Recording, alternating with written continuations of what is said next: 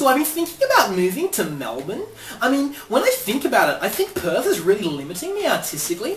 I don't think people understand my work over here, and I can't find the right space and the right audience, but I just think Melbourne can provide that. I mean, when you think about it, it's such a beautiful city. There's so much amazing street art. It really inspires me when I think of Banksy. And yeah, I know in Melbourne, the coffee is so much cheaper. I mean, over there, it's only $4.95 for a coffee. Over here, it's $5. It's ridiculous. And I know in Melbourne that if I order a Frappa goat cheese latte, I know they're going to serve it to me correctly, and they're going to get it exactly as I like it. I mean, I was living in Melbourne about a month ago with Jennifer's boyfriend, Pierre. I was staying in his loft studio, and he was working on a sculpture piece that was kind of like an interactive structure. I don't know, it was fascinating, and people were coming around and saying how good it was. And I was like, sure Pierre, your work's good and all, but I think mine's kind of better, and if I moved to Melbourne, I could probably have this same audience. And I remember, later that night, we were having a loft party, and it was pretty damn great. But one of these girls came up to me, and she said, hey, I really like the French New Wave. Do you? And I said, of course I like the French New Wave. Who's your favourite director? And she said, Robert Bresson. And I had to not laugh, because I think Robert Bresson is the weakest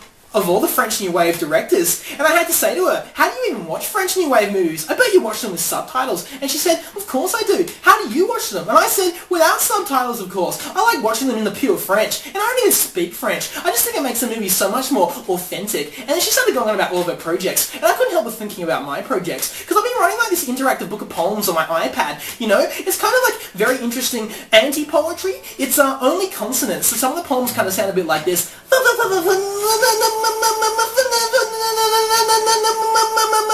It's only you know, consonant sounds, because I think vowels are very limiting in a lot of ways, and so are words, and so are sentences. And then she asked me, who are your biggest influences as a writer? And I had to say, probably Bukowski. I mean, he's so masculine and terse and rough, and I think I can relate to that in so many ways. I was writing and reading Post Office on my iPad, and it was fantastic. His prose just leaps off the page, and people say I'm a lot like him in many ways, that my work resembles his in a lot of ways, and my life resembles Bukowski's in a lot of... My life resembles Bukowski's in a lot of ways, but really, who my friends say I always remind them of is James Murphy.